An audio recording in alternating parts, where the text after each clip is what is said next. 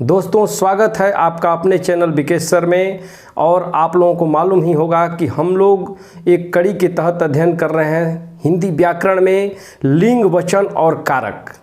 तो लिंग और वचन आप लोग पढ़ चुके होंगे मेरे पिछले वीडियो में, और अगर आप लोग नहीं देख पाए होंगे तो डिस्क्रिप्शन में लिंक दिया गया है। आप लोग, मैं पहले ही बता चुका हूं कि आप लोग चैनल को सब्सक्राइब कीजिए और जो भी वीडियो है उसको आप लोग क्रम से देखिए, क्योंकि ये कड़ी है और इस कड़ी के तहत ही अध्ययन आपको परीक्षाओं में सफलता दिला सकता है। अगर आप इधर उधर अध्ययन करेंगे तो आप लोगों को समझ में नहीं आएगा। इसलिए मैं आप लोगों को प्रतियोगिता परीक्षाओं के आधार पर तैयारी करा रहा हूं और जो भी महत्वपूर्ण तथ्य है मैं पहले लेकर आ रहा हूं। दोस्तों, लिंग, वचन, कारक कड़ी में आज हम लोग कारक पढ़ने वाले हैं। और कारक में आप लोग ध्यान दीजिए, इसकी परिभाषा बहुत ही आसान है, क्योंकि संज्ञा और सर्वनाम, देखिए सबसे शुरू में आप लोग संज्ञा पढ़ते हैं, तो संज्ञा और सर्वनाम की क्रिया से जो संबंध सूचित करते हैं जो भी शब्द, उन्हें हम लोग कारक कहते हैं। उसके बाद कारक चिन्ह होता है जिसे हम लोग विभक्ति कहते हैं, और ये बहुत ही महत्वपूर्ण है कारक चिन्ह या विभक्ति। तो विभक्ति जो प्रत्यय होते हैं, संज्ञा सर्वनाम के अंत में जो प्रत्यय लगे होते हैं उन्हें हम लोग विभक्ति कहते हैं। तो अब विभक्ति में जैसे कारक चिन्ह क्या होता है, ये बहुत ही महत्वपूर्ण है। आप लोग रट लीजिए, याद कर लीजिए, हर जगह काम आएगा। जैसे आप लोगों को मैं बता रहा हूं, कर्ता ने, अर्थात कर्ता जो है कारक हो गया और ने उसकी विभक्ति हुई। तो कर्ता ने कर्म को, इसमें देखिए कर्म जो है कारक हो गया और को जो है विभक्ति हो गई। तो इसको याद कर लेना है आप लोगों को। देखिए क्रम वाइज याद कीजिएगा, क्योंकि इसमें क्रम या वाइज याद करने से आप लोगों को बहुत ही फायदे होंगे। जैसे देखिए, कर्ता ने कर्म को करण से संप्रदान को के लिए, आपादान से संबंध काके की, अधिकरण में पर, और संबोधन हे अरे अहो अजी। तो ये सब चिन्ह आप लोग, कारक चिन्ह अगर बढ़िया से याद कर दे, इसको बहुत जल्दी जल्दी बोलिए। कर्ता ने कर्म को करण से संप्रदान को के लिए, आपादान से संबंध काके की, अधिकरण में पर, संबोधन हे अरे अहो। तो इस तरह से आप लोग जल्दी जल्दी करके इसको याद कर लीजिए। और याद करने से क्या होगा कि जब भी आप लोगों को आवश्यकता होगी, जैसे आप लोग, मैं पिछले वीडियो में आप लोग देखिएगा समास का वीडियो, उस समास में एक आता है तत्पुरुष समास, तो कारक चिन्ह उसमें बहुत ही आवश्यक हो गया था। तो आज मैं बताया था, उस दिन भी आप लोगों को मैं बताया था कि जब भी मैं कारक पढ़ाऊंगा तो आप लोगों को उस दिन बढ़िया से कारक समझ में आ जाएगा। जैसे आप लोग देखते हैं कि इसमें देखिए कर्ता ने, अब इसमें संस्कृत व्याकरण में आप लोग जब जाते हैं तो संस्कृत व्याकरण में ही कर्ता ने, इसको हम लोग विभक्ति कहते हैं, और इस विभक्ति का नाम हम लोग देते हैं प्रथमा विभक्ति। अब देखिए इसमें प्रथमा विभक्ति हो जाती है, तो प्रथमा विभक्ति होती है, और ये कर्म को हो जाता है द्वितीया विभक्ति। तो ये आप लोगों को याद रखना है, प्रथमा, द्वितीया, उसके बाद करण को हम लोग तृतीया विभक्ति में लेंगे। उसके बाद यहाँ पर चतुर्थी। देखिए क्रम से, मैं इसीलिए बोला कि आप लोगों को क्रम से याद रखना है इसको। कर्ता ने कर्म को करण से संप्रदान को के लिए, उसके बाद चतुर्थी, उसके बाद पंचमी अपादान हो जाता है, पंचमी विभक्ति, उसके बाद ये षष्ठी, उसके बाद सप्तमी, और पुनः ये प्रथमा हो जाता है। अर्थात ये संबोधन जो है अंत में आता है संस्कृत व्याकरण में। तो देखिए अब इसमें क्या होता है, अब अगर हम लोग जाएंगे तत्पुरुष समास में तो क्या होगा, वहाँ पर लिखा रहता है कर्म तत्पुरुष, या कभी कभी दे देगा कि द्वितीया तत्पुरुष, अर्थात एक उदाहरण दे देगा उसमें। जैसे राजा का पुत्र, राजपुत्र दे दिया, तब राजा का पुत्र दिया, जैसे अब ये किस, तो दे देगा कि ये, अगर समास में आप लोग समझते हो कि राजा का पुत्र, तत्पुरुष समास के अलग से उदाहरण में पूछेगा षष्ठी विभक्ति। देखिए जैसे यहाँ पर हम लोग देखते हैं राजा का पुत्र, अर्थात देखिए षष्ठी में संबंध का, अर्थात संबंध का बोध हो रहा है और का आ रहा है। तो कभी कभी परीक्षाओं में क्या दे देता है कि संबंध तत्पुरुष नहीं देगा, लिख देगा कि षष्ठी तत्पुरुष, पंचमी तत्पुरुष, चतुर्थी तत्पुरुष, कौन सा तत्पुरुष है। तो ये याद रहेगा आपको अगर क्रम। इसलिए मैंने संस्कृत का भी बता दिया आप लोगों को कि इसमें आप लोग प्रथमा विभक्ति, इसको द्वितीया कहेंगे, और इसको एकदम क्रम से याद कर लेंगे। कर्ता ने कर्म को करण से संप्रदान को के लिए, आपादान से संबंध काके की, अधिकरण में पर, और संबोधन हे अरे हो अजी। अब देखते हैं आप लोग कि ये क्यों प्रयोग होते हैं। जैसे देखिए पहले ही बताया कि कारक क्या होते हैं। जैसे परिभाषा आप लोग एक बार और देख लीजिए बढ़िया से। परिभाषा है कि संज्ञा या सर्वनाम, अर्थात संज्ञा सर्वनाम की क्रिया से संबंध होती है। तो जो क्रिया से संबंध सूचित करने वाले शब्द होंगे उन्हें हम लोग कारक कहते हैं। उसके बाद जो प्रत्यय लगा होता है, विभक्ति, अर्थात संज्ञा सर्वनाम के आगे जो प्रत्यय लगा रहता है उसे विभक्ति हम लोग कहते हैं। परिभाषा आप लोग देख लेंगे और इस परिभाषा को अब अर्थ समझिए क्या होता है। अर्थात संज्ञा और सर्वनाम से हम लोग विभक्तियों के माध्यम से उसमें जो है संज्ञा और सर्वनाम को क्रिया से संबंध बोध होता है। जैसे कैसे संबंध होता है देखिए, जैसे कर्ता ने, तो मैंने आप लोगों को आसानी के लिए एक चार्ट के माध्यम से बहुत ही आसान ढंग से समझाया है कि कर्ता ने अर्थात क्या करता है। तो कर्ता का क्रिया को संपन्न करने वाला वही होता है। जैसे अगर कोई वाक्य बोलते हैं हम लोग कि मैं आम खाता हूँ या राम आम खाता है, तो इसमें कर्ता होता है राम और मैं। तो ये खाने वाला काम अर्थात क्रिया जो है खाना, तो कौन कर रहा है, तो मैं कर रहा हूँ या राम कर रहा है। तो इसलिए मैं और राम इसमें कर्ता हुए, अर्थात कर्ता का मूल कार्य क्या है, तो वो क्रिया को संपन्न करने वाला होता है। अर्थात क्रिया को कौन करता है, तो कर्ता करता है। उसके बाद आता है कर्म। अब देखिए कर्म क्या है, तो कर्म का चिन्ह होता है को, विभक्ति होती है को। तो ये क्या करता है, तो क्रिया से प्रभावित होने वाला होता है। जैसे ये क्रिया से प्रभावित होगा, अर्थात हम लोग इसको ये भी कह सकते हैं कि क्रिया का फल जिस पर पड़े उसे हम लोग कर्म कहते हैं। कर्ता ने कर्म को, अर्थात कर्म पे ही फल पड़ता है। जैसे राम आम खाता है, तो इसमें जो है आम क्या है, आम पर ही फल पड़ रहा है, अर्थात आम को ही खाया जा रहा है। तो जिस पर फल पड़ रहा है, अर्थात जो प्रभावित हो रहा है, अर्थात राम के कार्य से कौन प्रभावित हो रहा है, आम प्रभावित हो रहा है। तो इसलिए इसमें को जो है क्रिया से प्रभावित होने वाला है और क्रिया का फल है, तो आम जो है कर्म है। अगला आते हैं हम लोग करण। देखिए करण का चिन्ह होता है से, कर्ता ने कर्म को करण से। तो से भी देखिए आप लोग, ये क्रिया का साधन है या उपकरण है, ये साधन का बोध होता है उससे हम लोग। जैसे मैं कलम से लिखता हूँ, तो इसमें देखिए कलम से लिखना अर्थात ये साधन है। कलम क्या है, साधन है। तो कलम जब अगर साधन है तो यहाँ पर करण हुआ है, अर्थात करण कारक हुआ है, अर्थात क्रिया का साधन या उपकरण, या इसमें एक मिलन का बोध होता है। जैसे मैं कलम से लिखता हूँ तो इसमें मिलन होता है। जैसे देखिए मैं कलम से लिखता हूँ, तो अब इसमें आप लोग देख रहे होंगे कि मैं कलम से लिख रहा हूँ, इसमें बोर्ड और कलम का इसमें मिलन हो रहा है, तब यहाँ पर लिखा। जैसे अगर कापी पर लिखे या कहीं भी लिखे, तो इस तरह से इसमें मिलन हो रहा है, इसलिए मैंने लिख दिया मिलन। क्योंकि ये दिक्कत आपको तब होगी जब आप लोग आपादान पढ़ेंगे, क्योंकि करण का भी चिन्ह से है और आपादान का भी से है। तो इन दोनों को अलग से मैं बहुत ही बढ़िया से उदाहरण के साथ आपको समझाऊंगा। अब देखिए इसमें क्या अंतर है, तो करण में क्रिया का साधन या उपकरण है, इसमें मिलन है, मिलन का बोध है, और आपादान में जुदाई का बोध होगा। देखिए जैसे आपादान में भी से है, जहाँ अलगाव या जुदाई का बोध होगा। जैसे पेड़ से पत्ते गिरते हैं, तो जब पेड़ से पत्ते गिरते हैं अर्थात पेड़ और पत्ते में जुदाई हो रहा है, तो वहाँ जब से रहेगा तो वहाँ पर आपादान कारक का प्रयोग है। अगला है देखिए संप्रदान को के लिए। तो संप्रदान कारक किसके लिए है, तो जिसके लिए क्रिया संपन्न की जाए, जिसके लिए क्रिया होगी उसी के लिए जो है ये संप्रदान कारक आता है। अर्थात मैं राम के लिए आम लाया हूँ, तो राम के लिए अर्थात राम के लिए कोई क्रिया हुई है, मैं आम लाया हूँ, तो इस तरह से यहाँ पर जो है संप्रदान कारक का उदाहरण हुआ। उसका चिन्ह है को के लिए।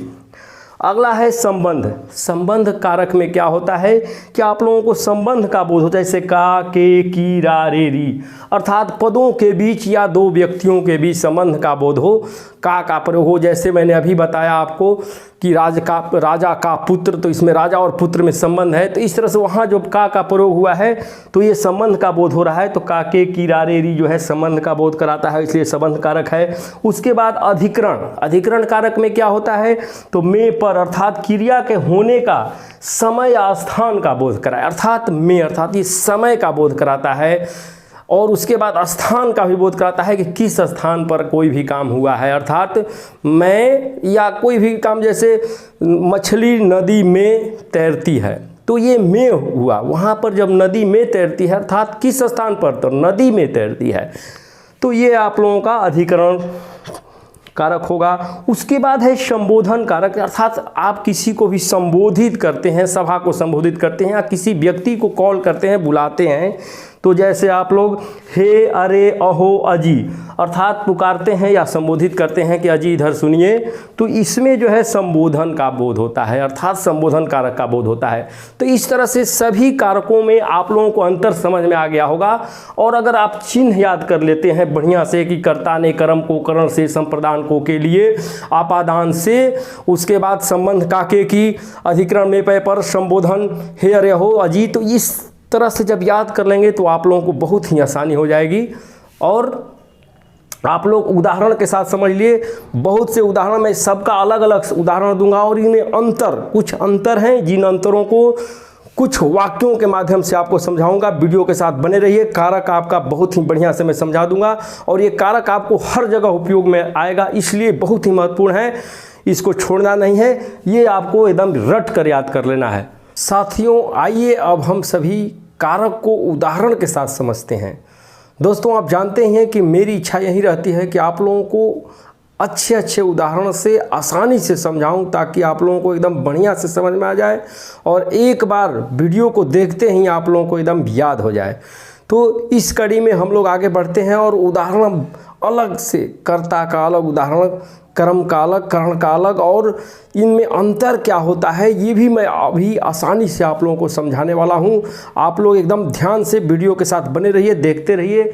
जैसे आप लोग देख रहे होंगे उदाहरणों की झड़ी है इस बोर्ड पर, और कैसे हैं तो अलग अलग हैं। जैसे देख रहे हैं आप लोग कर्ता कारक के उदाहरण, देखिए अब कर्ता कारक के उदाहरण, तो कर्ता कारक के उदाहरण, कर्ता का चिन्ह हम लोग याद कर लें, कर्ता ने कर्म को करण से, संप्रदान को के लिए, आपादान से, संबंध काके की, अधिक्रम ने पे पर, संबोधन है, अरे, हो, तो ये सब याद कर लें आप लोग। तो अब इनको अलग अलग से समझिए कि कर्ता ने कैसे होता है। तो देखिए कर्ता कारक के उदाहरण में कर्ता ने अर्थात राम ने रोटी खाई, देखिए यहाँ पर ने लगा हुआ है, और कर्ता जो क्रिया को करने वाला है वही करता है, अर्थात रोटी खाने का काम कौन कर रहा है, तो राम कर रहा है, तो ये राम करता है और इसके साथ कर्ता का चिन्ह जो है ने लगा हुआ है। तो ये राम ने रोटी खाई, इसमें कर्ता कारक राम है। मैंने पुस्तक पढ़ी, देखिए इसमें भी ने का चिन्ह लगा हुआ है। तो ये उदाहरण जो है कर्ता कारक का उदाहरण है। राम ने रावण को मारा, इसमें देखिए राम ने रावण को मारा, अर्थात रावण को मारने का कार्य कौन कर रहा है, तो राम कर रहे हैं, इसलिए जो है राम यहाँ करता हुआ। अगला हम लोग देख रहे हैं मैंने उसे पढ़ाया, अर्थात पढ़ाने का कार्य मैं कर रहा हूँ, तो इसलिए ये मैंने उसे पढ़ाया, तो ये ने जो है लगा हुआ है, ये कर्ता कारक का उदाहरण है। उसने थूका, उसने नहाया, इसमें भी ने लगा हुआ है। तो ये सारे जो है कर्ता कारक के उदाहरण हैं। आप लोग समझ गए कि कर्ता कारक अर्थात ने लगा हुआ रहेगा। अगला है कर्म कारक के उदाहरण। कर्म कारक का मतलब क्या होगा, अर्थात जिस पर कर्म का फल पड़े, अर्थात क्रिया का फल पड़े। तो देखते हैं कर्म कारक के उदाहरण में को, इसका चिन्ह है को, अर्थात मैंने हरि को बुलाया, देखिए अब इसमें हरि को बुलाया, अर्थात हरि को बुलाने का कार्य हो रहा है। उसके बाद माँ ने बच्चे को सुलाया, इसे देखिए बच्चे को सुलाया, किसको सुलाया था, बच्चे को सुलाया। पिता ने पुत्र को मारा, अर्थात पुत्र को, अर्थात क्रिया का देखिए फल इसी पर पड़ रहा है, किस पर, पुत्र को। कौन मारा जा रहा है, तो पुत्र।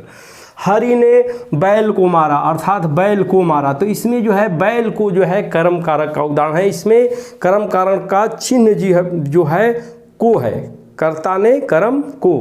अगला हम लोग आते हैं करण कारक के उदाहरण। अब देखिए करण कारक के उदाहरण में और अपादान कारक के उदाहरण में दोनों में अंतर है, इसलिए मैंने इनको अलग आप लोगों को आसानी के लिए एकत्रित अध्ययन कराया है। जैसे देख लिए करण कारक के उदाहरण नीचे हैं, जैसे मैं कलम से लिखता हूँ, देखिए इसमें अंतर क्यों नहीं कर पाते हैं। जैसे जब हम लोग बोलते हैं चिन्ह कर्ता ने कर्म को करण से, संप्रदान को के लिए और अपादान से। तो इसका मतलब देख लीजिए, करण से और अपादान से, दोनों में से आ गया, तो इसमें अंतर है, उस अंतर को समझिए, उदाहरण के साथ आसानी से समझिए। जैसे करण कारक में आपको मैं बता चुका हूँ कि साधन होता है, मिलन होता है, और अपादान करण में जुदाई होता है। तो देखिए, मैं कलम से लिखता हूँ, तो देखिए साधन इसमें क्या है, कलम, कलम साधन है, कलम ये साधन है लिखने का, तो मैं कलम से लिखता हूँ, तो ये यहाँ पर करण हो गया।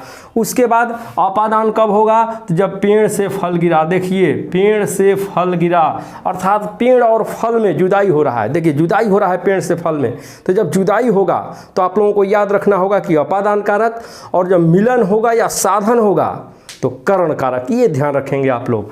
जैसे उदाहरण से भी समझ में आ रहा है, तुम भूख से बेचैन हो, इसमें मिलन हो रहा है, चूहा बिल से बाहर निकला। अब देखिए यहाँ बिल से बाहर निकला, तो जब बिल से बाहर निकला चूहा, तो इसका मतलब चूहे की बिल से जुदाई हो रही है, तो यहाँ पर अपादान कारक है। अगला उदाहरण देखते हैं हम लोग, लड़का प्यास से मर रहा है। देखिए, इसमें प्यास से मर रहा है अर्थात उसके प्यास लगी हुई है, और यहाँ महिमा ने लोटे से पानी फेंका। अब यहाँ देखिए, पानी को फेंक दिया गया, लोटे से पानी फेंका अर्थात लोटा और पानी में जुदाई हुआ, तो इसलिए यहाँ पर जो है आप लोग अपादान कारक हो जाएगा, जुदाई हो रहा है तो, और जहाँ मिलन हो रहा है या साधन का प्रयोग हो रहा है तो वहाँ करण कारक हो जाएगा। ये आप लोग ध्यान रखेंगे। अगला उदाहरण हम लोग चलते हैं, संप्रदान। संप्रदान का चिन्ह है को के लिए। अब देखिए, जब बोलेंगे कर्ता ने कर्म को करण से, और उसके बाद संप्रदान को के लिए अपादान से, तो इसमें जब कर्म को बोलते हैं और संप्रदान में भी को बोलते हैं, तो ये दोनों को में अंतर क्या है, इसको आप लोग बहुत ही बढ़िया समझिएगा। यहाँ पर देखिए, संप्रदान कारक के उदाहरण को के लिए, और इसमें कर्म कारक में भी आप लोग देखेंगे उसमें भी लिखा गया है, कर्म कारक में भी को लिखा गया है। तो ये दोनों में अंतर, इसलिए मैं आप लोगों को ऐसा अध्ययन कराया हूँ कि दोनों समझ में आ जाए। जैसे देख लीजिए, संप्रदान कारक का उदाहरण है को के लिए में, राम ने लक्ष्मण को धनुष दिया। अब देखिए, संप्रदान कारक में धनुष दिया अर्थात जिसके लिए क्रिया हो। संप्रदान कारक में क्या होता है, जिसके लिए क्रिया हो, अर्थात संप्रदान को के लिए अर्थात के लिए पर ध्यान दीजिए। जब याद किए हैं चिन्ह कारक चिन्ह, तो के लिए पर ध्यान दीजिए कि संप्रदान होता है के लिए अर्थात जिसके लिए क्रिया हो, अर्थात क्रिया जिसके लिए होती है, अर्थात लक्ष्मण के लिए हुई है क्रिया, उनको धनुष दिया जाता है। उसके बाद जब इसी को आते हैं कर्म कारक में, क्या हो जाता है, तो इसमें राम ने रावण को मारा अर्थात रावण पे क्रिया का फल पड़ा है, अर्थात मारने का फल उस पर पड़ा है, तो यहाँ पर कर्म कारक हो जाएगा। मोहन ने लड़के को पीटा, तो जब यहाँ को का प्रयोग होगा, पीटा, मारना, पीटना, तो इसमें क्या हो जाएगा कि इसमें कर्म कारक हो जाएगा। और जब इसमें संप्रदान कारक कब होगा, जब के लिए अर्थात क्रिया के लिए कोई कार्य होगा, अर्थात उसको कुछ लाभ होगा, कुछ मिलेगा। जैसे मोहन ने लड़के को मिठाई दी, अर्थात यहाँ उसको मिठाई मिल रहा है, तो लड़के के लिए एक क्रिया हुई है, तो इसमें जो के लिए है या को का प्रयोग हुआ है लड़के को, तो ये आपको यहाँ पर संप्रदान कारक का उदाहरण है, मैं देश के लिए कुर्बान हो जाऊँगा। देखिए, संप्रदान को के लिए, तो के लिए का प्रयोग कैसे होगा, मैं देश के लिए अर्थात देश के लिए कुर्बान हो जाऊंगा, तो ये संप्रदान कारक का उदाहरण है। अगला हम लोग उदाहरण चलते हैं, संबंध कारक के उदाहरण। संबंध का मतलब ये है संबंध, अर्थात दो व्यक्तियों में संबंध है या किसी भी पदों में संबंध है, तो इन संबंध का बोध होता है संबंध कारक में। यह राम की किताब है, अर्थात राम का किताब से संबंध है, वो किताब जो है राम की है। तो देखिए, यहाँ संबंध काके की होता है, तो की इसमें प्रयोग हुआ है, इसलिए यहाँ राम की जो है संबंध कारक का उदाहरण है। वह मोहन का घर है, घर किसका है, तो मोहन का है, तो इसका मतलब मोहन का अर्थात कर्म कारक का अर्थात संबंध कारक का उदाहरण है। उसके बाद तुम राजा के पुत्र हो, या राजा का पुत्र या राजा के पुत्र, यहाँ भी संबंध का बोध हो रहा है, इसलिए संबंध कारक का उदाहरण है। मुझे चांदी की थाली दीजिए, अर्थात चांदी की थाली। अब देखिए, चांदी की थाली दीजिए, तो चांदी की जो है आप लोगों को मालूम होगा कि चांदी और थाली में संबंध है, तो इसलिए संबंध कारक का उदाहरण है। ये प्रेमचंद के उपन्यास हैं, अर्थात जितने भी उपन्यास हैं, गबन, गोदान, कर्मभूमि, तो ये सब जो है प्रेमचंद के उपन्यास हैं, तो उनको हम लोग के अर्थात के जो है इसमें प्रेमचंद के उपन्यास, तो के जो है इसमें संबंध कारक का उदाहरण है। अगला हम लोग आते हैं अधिकरण में पर चिन्ह होता है अधिकरण का। तो इसमें में का प्रयोग देखिए, नाव जल में दिख रही है, दुकान पर कोई नहीं है। अर्थात देखिए इसमें नाव जल में, अर्थात जल में आपका जो है अधिकरण में का कारक चिन्ह लगा हुआ है, तो यह अधिकरण का उदाहरण है। उसके बाद दुकान पर कोई नहीं है, दुकान पर, अब देखिए पर में क्या होता है कि दुकान पर कोई नहीं है, तो इसमें पर का प्रयोग है। तो में पर, चूँकि अधिकरण का चिन्ह आप लोग याद कर लिए हैं, समझ लेंगे कि दुकान पर जो है अधिकरण कारक का उदाहरण है। मेरे घर पर 4 आदमी है, वह घर में बैठी है, तो ये घर में बैठी है जो है आपका करण अधिकरण कारक का उदाहरण है। अगला है संबोधन कारक। संबोधन का नाम में ही परिभाषा है कि संबोधन किया जाता है या संबोधित किया जाता है। तो संबोधन करने वाले जितने भी वाक्य होंगे वे संबोधन कारक के उदाहरण होंगे। देखिए जैसे, हे भगवान पूरे विश्व की रक्षा कीजिए, हे भगवान पूरे विश्व की रक्षा कीजिए। अब यहाँ पर देखिए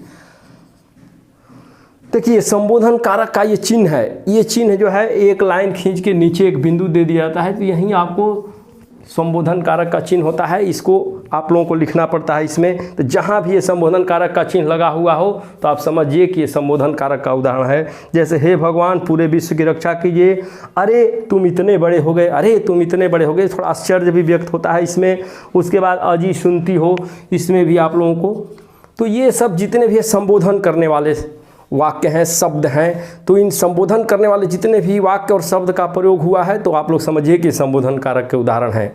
दोस्तों मुझे आशा है कि 8 कारक आप लोग बहुत बढ़िया समझ गए हैं।